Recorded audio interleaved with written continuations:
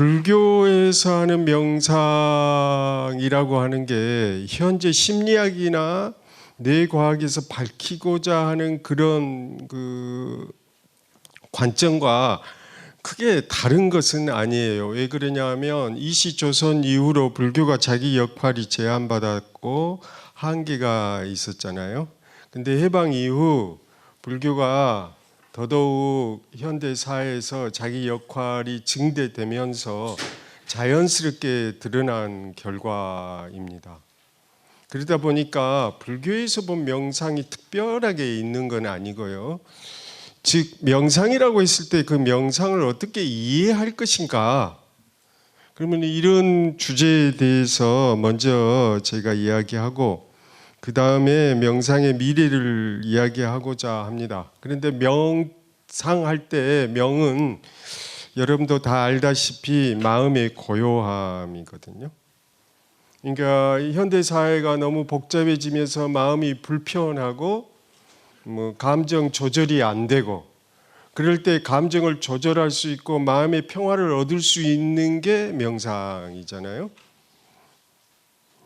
그렇다면 이게 명의 고요할 명의 의미고, 상이라고 하는 것은 고요하게 생각하다, 사유하다, 반성하다, 그래서 통찰하고 지혜를 얻다, 이런 뜻이기 때문에 명상할 때 뒤쪽 상은 지혜의 개발을 뜻합니다. 지혜라고 하는 것은 현실 속에서 문제를 해결하는 능력일 뿐만 아니라 문제를 정확하게 핵심을 직시하는 그 통찰 능력, 직관 능력을 뜻하여요. 그러니까 이 두 가지 능력이 있어야 됩니다. 하나는 마음에 고요해야 다른 사람의 의견을 받아들일 수 있고 경청도 할 수가 있는 거고, 그 다음에 꼬여진 문제를 정확하게 그것을 핵심을 짚어내고 그것의 본질을 찾아내는 이 지혜의 능력은 인간이 가질 수 있는 고유한 능력이죠. 그래서 이 두 능력이 있어야 되는데, 이 두 능력은 기본적으로 알아차림에 기반한 능력들입니다. 알아차림이라고 하는 것은 기억해내다, 본래 싸띠, 스무르띠, 그런데 기억해내다, 그런 뜻이에요.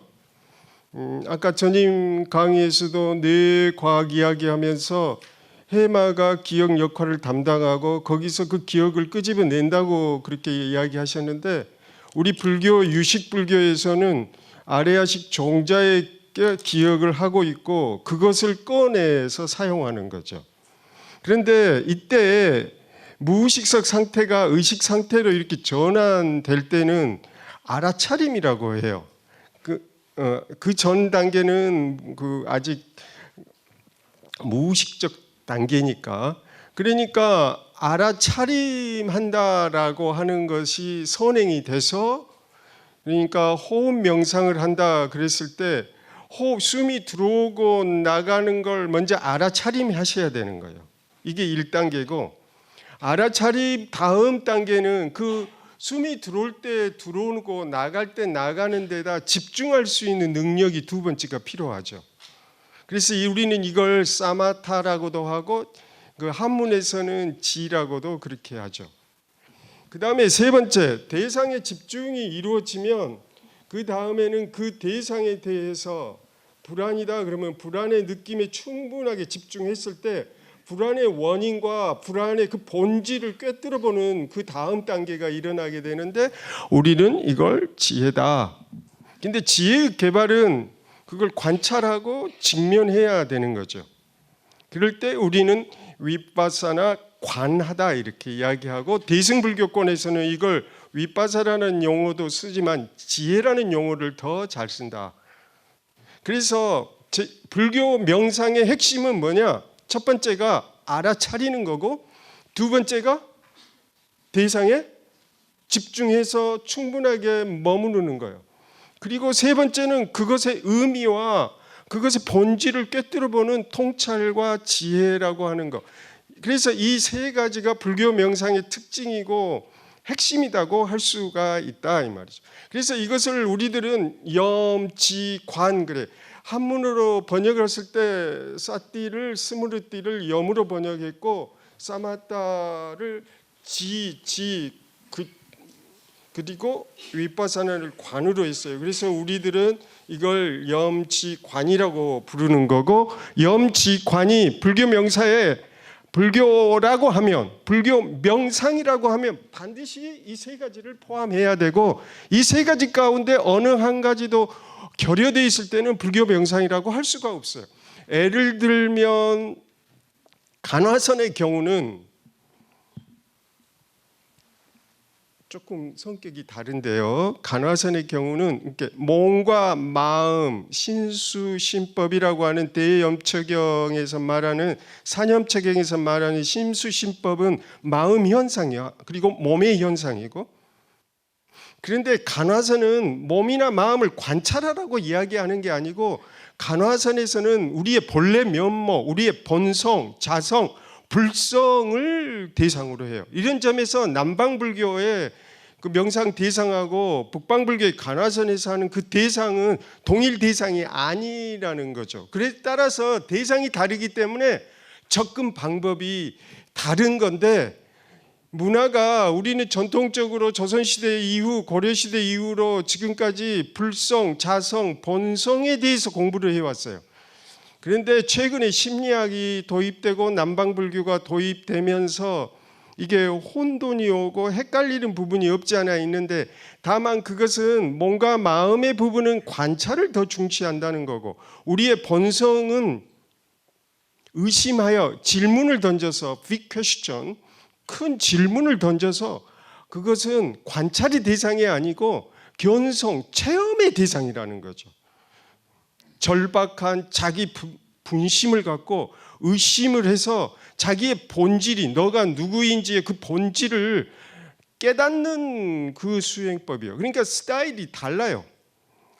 그런데 간화선도 명상의 일부로 넣을 거냐, 아니면 명상은 간화선과 다를 거냐, 그러면 명상의 외연, 그 확대 폭을 어떻게 할 건가, 이것이 학자들 간의 논쟁이 있는데, 제 입장은 간화 메디테이션, 화두 메디테이션, 그래서 명상의 영역에 몸, 마음, 본성, 이 세 가지 카테고리하고 사회현상이라는 것을 총칭해서 이 네 가지 영역을 모두 명상의 대상이고 명상이 접근하는 통로로 개설해야 된다, 열어놔야 된다. 그렇지 명상은 이거고 명상이 아닌 거라고 구분할 필요가 없고, 중생이 많고 또 우리 대중이 많으니까 다양한 명상의 대상들을 개방적으로 열어야 한다, 이게 제 입장이고요. 그래서 오늘 제가 여러분들에게 말씀드린 그 개략적인 내용을 말씀드리고, 그러면 세부적인 내용은 이제 본격적으로 이야기해 가도록 하겠습니다. 명상이 붐이라고 그래요. 그리고 많은 사람들은 명상을 좋아합니다. 왜냐하면 나의 현실 문제와 현실에서 부딪히는 스트레스를 해결해 주니까요. 그래서 이 명상 붐을 2015년에 End of Mindfulness라는 이 책에서 이 Mindfulness라는 이 용어가 책 제목에 쓰여진 걸 조사를 했는데, 여기 보면은 1980년대부터 시작을 해가지고 2000년대 이후로 여기가 기점이죠. 정확하게 말하면 90년대인데, 이 마인드풀니스라는 용어가 심리학에 적용돼서 시작한 해가 1990년대입니다. 존 카바친이 동남아나 남방 우리 동양에 와서 공부하기 시작한 데가 70년대거든요. 그래서 이 사람이 50대가 넘어서부터 이 명상을 자기 환자들한테 가르치기 시작했어요. 이게 90년대잖아요. 그리고 2000년대 이후가 돼가지고 지금 2015년에 14,000권 이상이 급격한 대중성을 확보하고 있다. 이 마인드풀니스라는 용어가 그걸 지금 보여주고 있고요. 그 다음에 국내에서는 어떤가? 국내에서는 요가 명상이 70년대 요가 협회가 생기면서 70년대에 명상이 인도 명상이 수입이 됐어요. 미국도 마찬가지로 요가가 먼저 상륙을 하면서 미국 명상의 토대를 닦았는데, 그래서 사찰 수련회라든가 단전호흡, 돈점 논쟁 이런 것들이 70년대, 90년대의 명상의 유익기입니다. 이 시대 구분은 제가 한 거고요. 그래서 저는 70년대와 90년대를 명상의 유익기다. 그리고 90년대하고 2010년 명상이 대중화인데 왜 대중화가 갑자기 됐느냐? 저희가 보기에는 IMF 금융 위기로 말미암아서 관념적인 것보다는 실용성에 사람들이 눈을 뜨게 됐고, IMF 당하면서부터 머리가 아프니까 머리가 좀 개운해지는 게 필요했어요. 그래서 급격하게 명상이 대중화하는데 일조를 했고, 그 무렵에 이 80년대 이후 70년대 이후 남방에서 윗바사나가 들어오면서 전통적인 간호사하고 논쟁이 됐어요. 윗바사나는 몸, 마음, 느낌이 몸과 마음에 관련된 거고, 간화서는 본성, 본래 면목, 참다운 나를 찾는 것이기 때문에 두 개가 저는 영역이 다름에도 불구하고 윗바사나는 가나선을 공격하고 가나선은 윗바사나를 이렇게 적급한 거로 취급하면서 논쟁이 됐어요. 그리고 88년 이후 올림픽 후에 템플스테이가 외국 사람들 맞이하기 위해서 정책적으로 되면서 명상이 대중화가 됐다. 저는 이렇게 보는 거죠. 그 다음에 세 번째, 그러면 오늘날 우리 2010년 이후는 어떻게 되냐? 이런 유익기와 대중화를 거쳐서 전문화와 토착화가 됐다. 명상은 이제 뿌리가 됐고 선택사항이 아니고 필수사항이 됐고, 전문가라고 하면 명상을 모르고서는 논의할 수가 없다. 현대 심리학도 그 모든 심리학과는 명상을 논하지 않고는 심리학을 논의할 수 없고, 의학계도 명상을 말하지 않고는 이야기할 수가 없는 상황이 됐고, 기업체도 마찬가지로 미래의 기업에서 자기 직원들의 마음의 평화를 관심 갖지 않는 직업은 도태할 거라는 거죠. 따라서 미래에서 명상은 더더욱 강력하게 힘을 발휘할 건데, 그래서 이때를 토착화라고 그러고 전문화식이다. 왜 전문화식이냐면 자격 기본, 그 전에는 막 여기저기 자격증 발급을 마음대로 했는데 김영란법처럼 자격기본법이 2013년에 제정되면서 자격증도 국가에서 관리 시스템에 들어가게 됐고, 자격증 시대가 되면서 명상도 전문화 시대가 됐다. 그리고 이에 발맞추어서 대학과 대학원에서 명상과 관련 명상심리나 명상치유, 명상상담 관련 학과가 속속들이 개설이 되고 있다. 즉 그것의 핵심은 이제 명상이 담당하리라. 그래서 어떻다고요? 명상의 미래는 밝다. 이것이 바로 명상의 미래다. 이렇게 이야기할 수 있겠어요. 여러분들 명상 강의 잘 오셨습니다. 그 다음에 이 부분은 잠깐 이야기하고 넘어갈게요. 이게 정신 역동과 정신 분석은 프로이트죠. 근데 미국 내에서 프로이트로 상담을 하고 전문가들이 35.4%가 이 이론 기반을 한대요. 근데 인지행동치료가 68.8이고, 근데 명상치료, 아까 마인드풀니스 테라피가 2007년에 41%, 즉 프로이트를 앞서고 있어요. 그런데 여기 인지행동치료가 68%잖아요. 그러면 명상과 인지행동은 어떻게 관련되어 있나? 1950년대를 행동치료다 그렇고 2세대가 70년대 인지행동치료죠. 그리고 제3세대가 명상상담 혹은 명상치료예요. 우리들이 알고 있는 액트나 DBT나 MBS나 MBCT는 전부 이 3세대에 해당되는데, 이 프로그램 안에는 행동치료와 인지행동치료 기술들이 녹아져 있어요. 다시 말해서 현대 심리학이나 현대 과학과 명상은 매우 궁합이 잘 맞아서 대부분에 맞는 그 역할을 하는데, 다만 1세대하고 2세대하고 이 3세대 명상이 어떻게 다르냐면 통제 전략에서 이 수용이 강조된 부분이 명상이 대두하게 된 결정적인 역할을 했다. 병원 세팅에서는 수술을 하고 암은 째내서 없애버리는 거잖아요. 선만이 남고 악은 제거해버리는 게 통제 전략입니다. 부모들이 아이들에게 야, 너 이걸 고쳐, 이렇게 지시적이고 명령하면서 특정한 행동은 나쁜 거라고 없애려고 해요.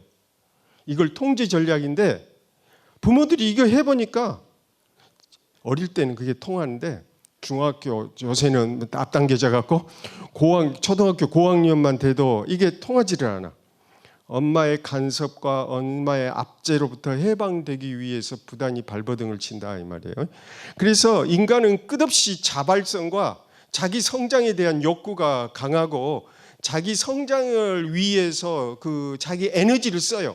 그런데 엄마가 이래라 저래라 간섭하는 것이 어릴 때는 됐는데, 따라서 환자들한테도 그렇고 아이들한테도 그렇고 교육을 해봤더니 이런 통제 전략 가지고는 안 되더라는 거예요. 그래서 명상은 알아차리고 내려놓고 불안함을 수용을 했더니 효과적이더라는 거죠. 불안이 감소가 되고 현실 문제를 바라볼 수 있는 직관이 생기고, 그래서 명상을 받아들이기 시작했습니다. 그래서 이 명상을 우리는 제3세대다, 제3의 물결이다 이렇게 해서 받아들였습니다.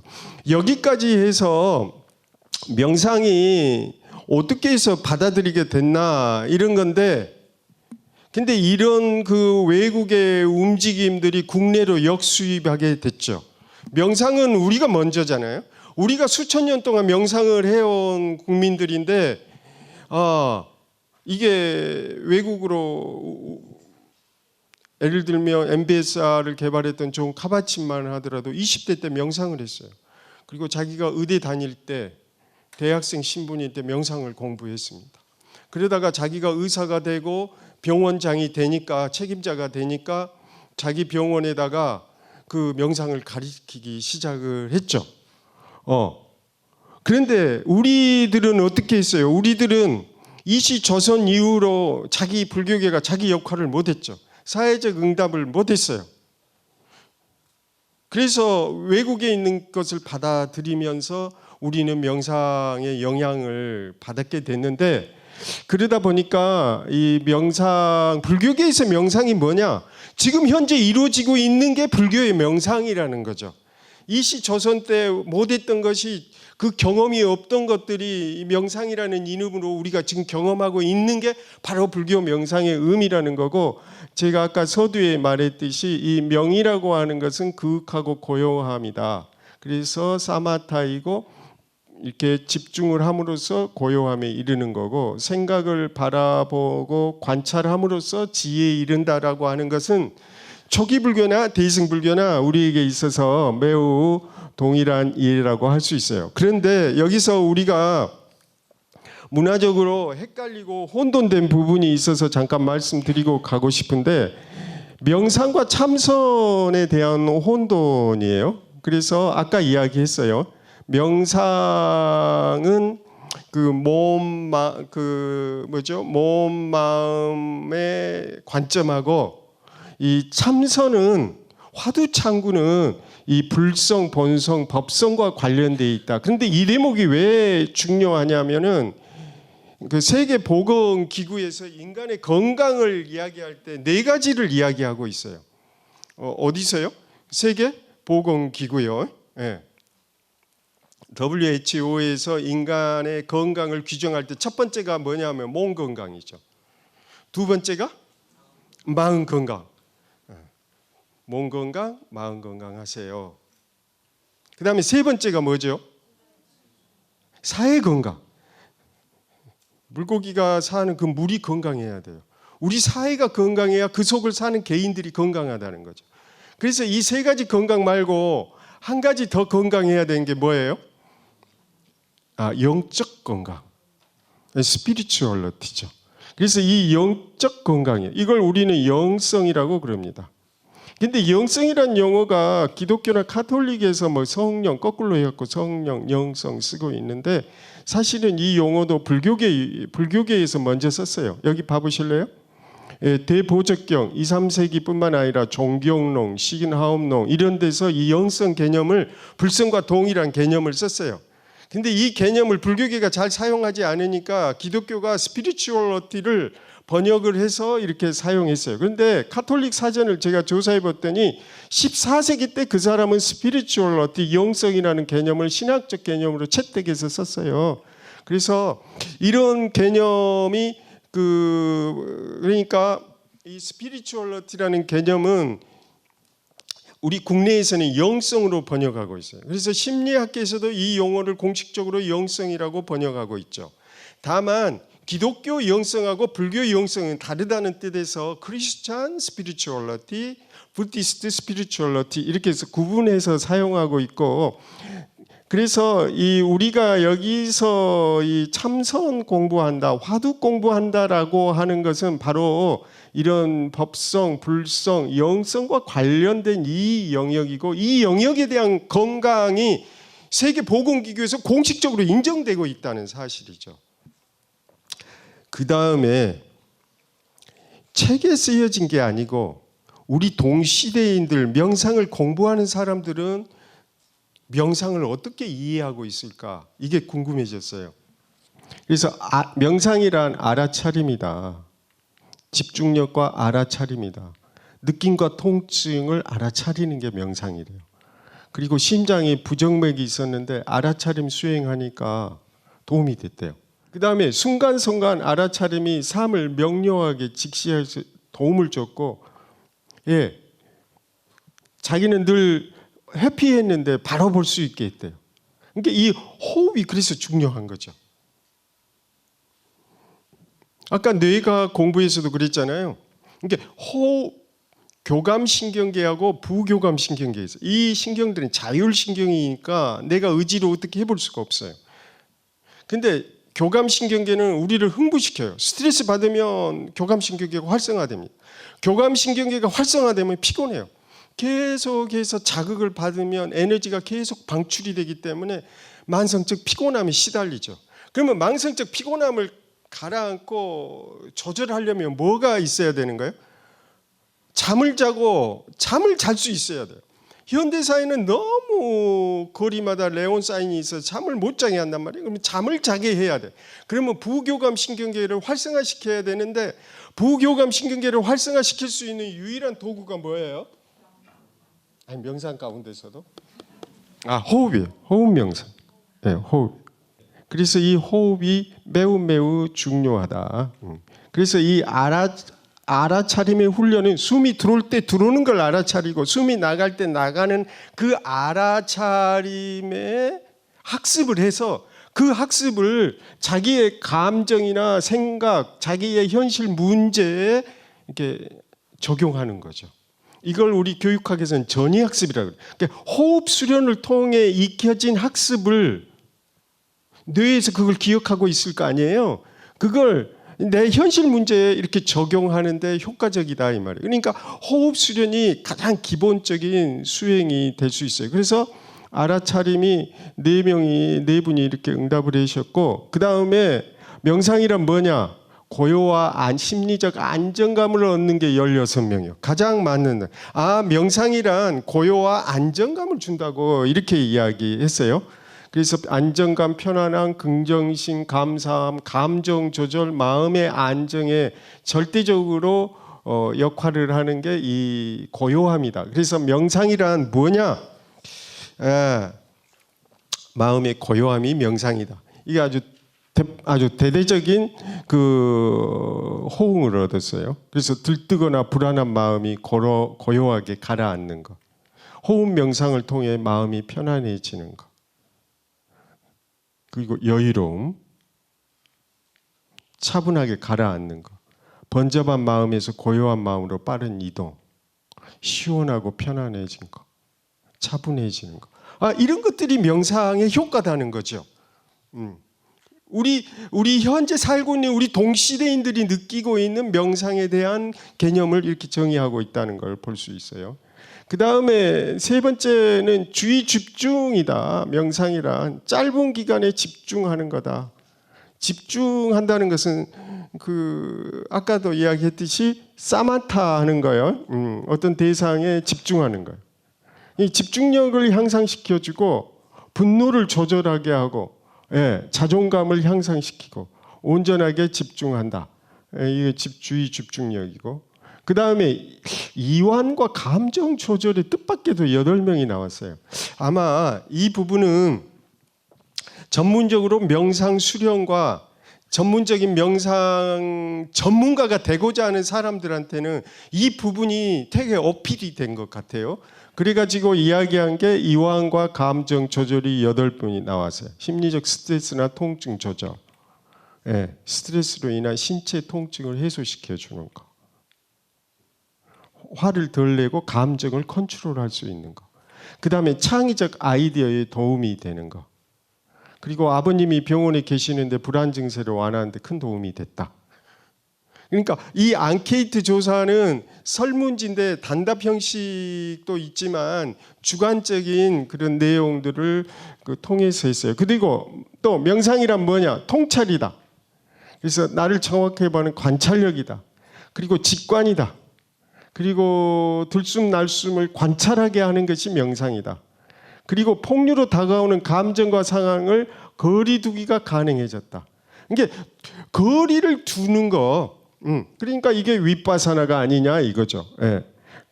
위라고 하는 것은 거리를 두다는 뜻이고 빠사가 보다는 뜻이니까 거리를 두고 볼 때 통찰이 일어난다. 이런 뜻에서 명상을 개념을 이렇게 잡고 있고, 그 다음에 맑은 마음, 맑은 마음, 명상을 하고 났더니 개운하고 맑더라. 정신이 맑아지고 머리가 맑아지는 거다.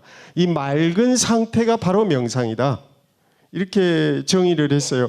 그래서 지금까지 정리한 것을 쭉 조사한 것을 정리해 보니까 알아차림이 4명, 고요함이 16명, 주의 집중 4명, 이완 조정 8명. 그래서 지금 이 색깔이 무슨 색깔이죠? 이 파란색은 사마타, 즉 집중과 관련되어 있어요. 그래서 알아차림이 4명이고 통찰 4명, 맑은 마음 3명 이렇게 했습니다. 그래서 명상이라고 했을 때 이것들을 명상이라고 그러는데, 명상은 그러면 어떻게 분류할 수 있는가, 이제 이런 부분이죠. 명상이란 도대체 그러면 어떻게 정의되고 분류할 수 있는가? 그런데 예를 들면 명상 치료다라고 했을 때 명상을 치료하다는 뜻은 아니잖아요. 명상 상담이라고 했을 때 명상을 상담하다는 뜻은 아니죠. 그러면 명상 상담이라고 했을 때 그러면 앞에 있는 명상은 무슨 뜻이냐? 이럴 때는 뭐냐 하면은 방법이고 도구다는 거죠. 명상을 활용한 심리치료, 명상에 근거한 상담이 되는 거죠. 그러니까 미술 치료라고 했을 때도 미술을 치료한다는 뜻이 아니고 미술을 도구로 해서 치료한다, 상담한다 이런 뜻이듯이 명상 상담이라고 하는 것은 명상은 도구고 활용하는 방법으로서 쓸 수가 있다. 스트레스나 현실 문제 해결에 어려운 사람들에게 명상을 통해서 마음을 고요하게 하고 알아차림을 강화시켜주고 통찰하는 힘을 키워줌으로 인해서 현실 문제를 해결해 가는데 적극적으로 도울 수 있는 방법이다, 이런 뜻도 된다는 거고, 그 다음에 이런 방법과 도구에 의해서 명상이다라고 하는 것은 그 고요함과 맑은 마음을 획득하는 건데, 그러면 명상의 그 결과, 명상과 상담을 통한 그 결과로서 도달한 것을 우리는 그때도 명상이라고 쓸 수 있다. 이럴 때는 명상 그 도구나 방법의 결과와 상태라는 의미, 이게 어떤 특정한 상태에 도달하는 상태로 이 의미를 사용할 수가 있겠다. 그런 뜻에서 이 명상 상담이란 용어가 마인드풀니스 테라피, 명상 치료, 메디테이션 카운슬링, 그래서 명상 상담인데, 명상이 대부분 개인적으로 한다 이렇게 알려져 있어.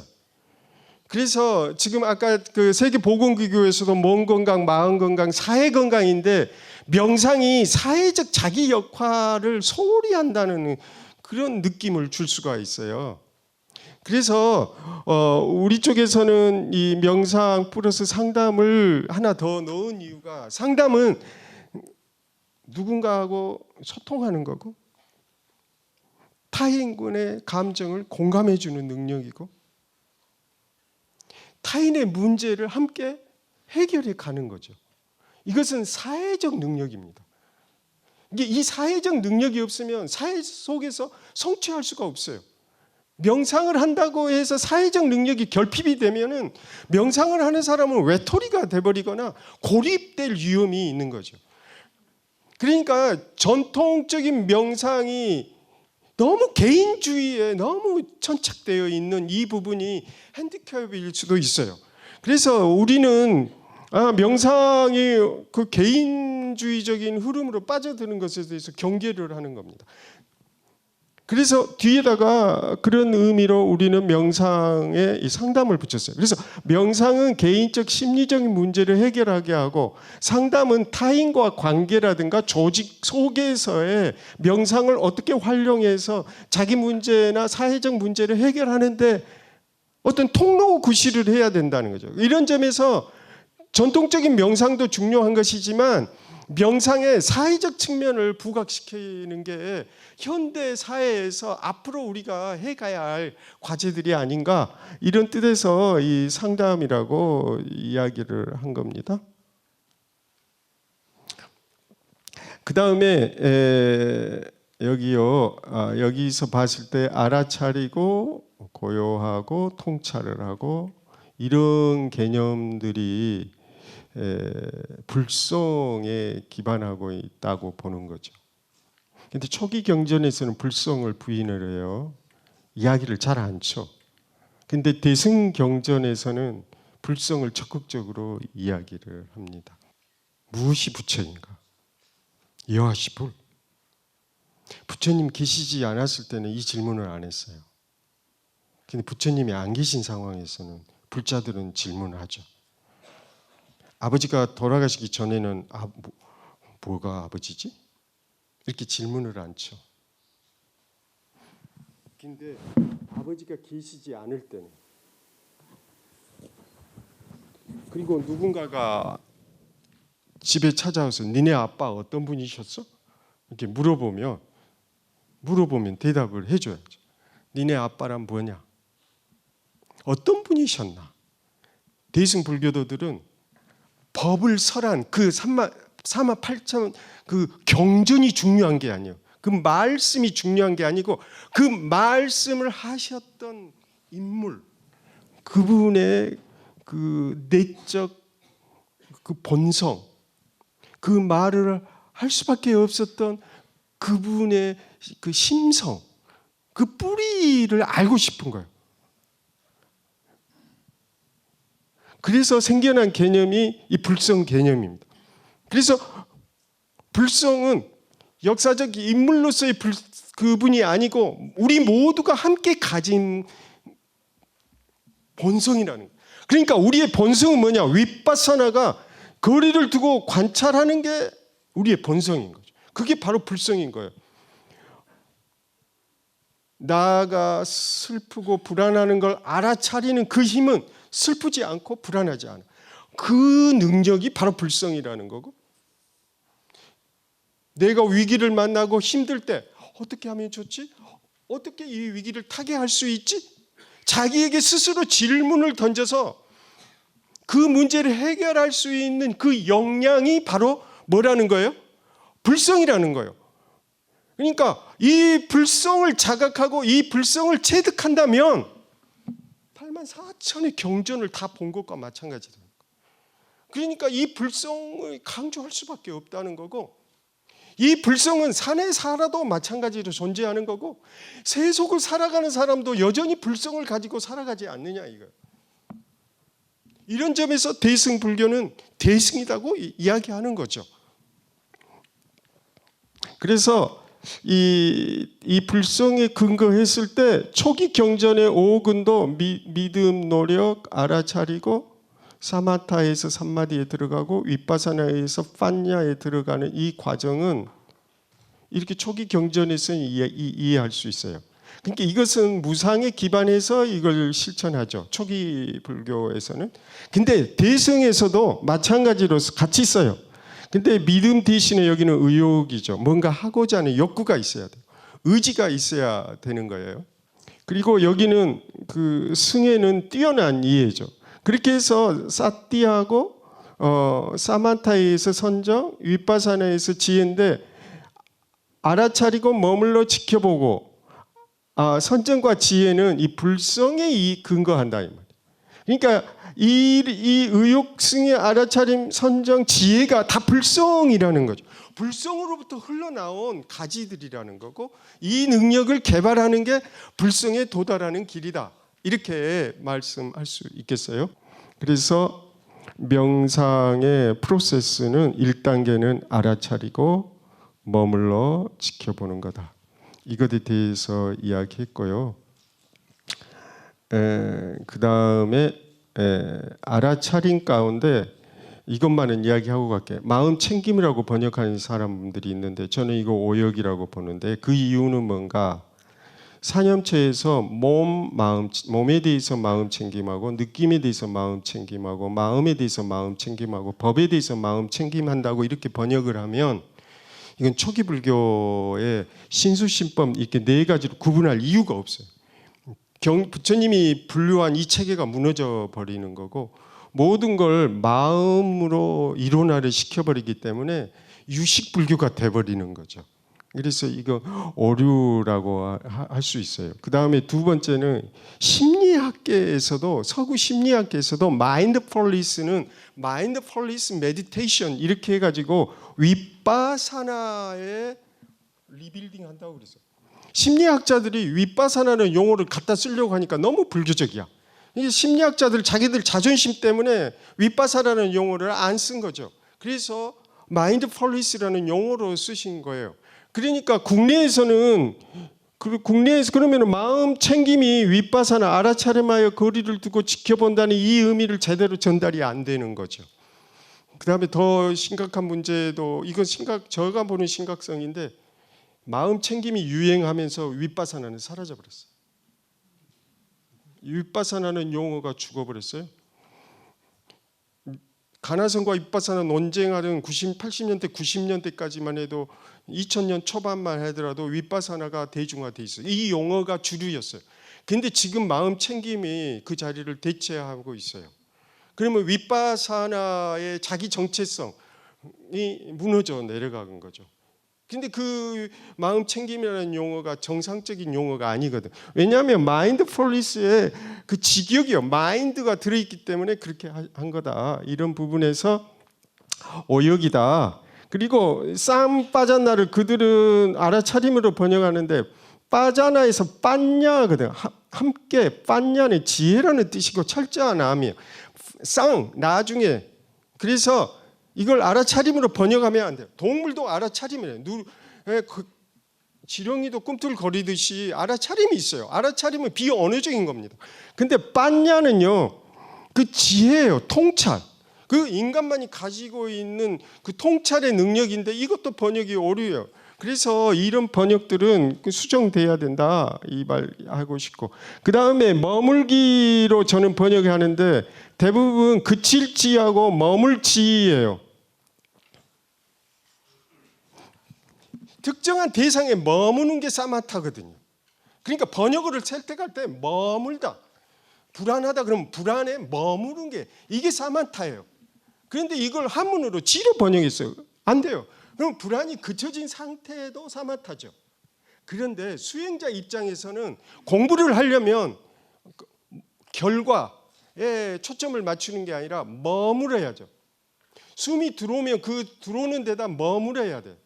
그러니까 머물기로 번역하자 이거예요. 사마타를 머물기로 번역해야지 그칠지로 번역하는 건 이건 중국식 번역인데 이것도 잘못된 번역이다. 정확한 번역이 아니다. 저는 그렇게 이야기하고 따라서 머물러야 된다. 충분하게 슬플 때 충분하게 슬퍼라. 그게 명상이다. 그 다음에 지켜보기인데 이것은 이제 거리를 두다, 떨어져서 바라보다 이런 뜻이죠. 그래서 이 위파사나를 마인드풀니스 메디테이션, 통찰 명상이라고 이렇게 했어요. 근데 이 통찰 명상이 어느 순간에 없어져 버렸어요.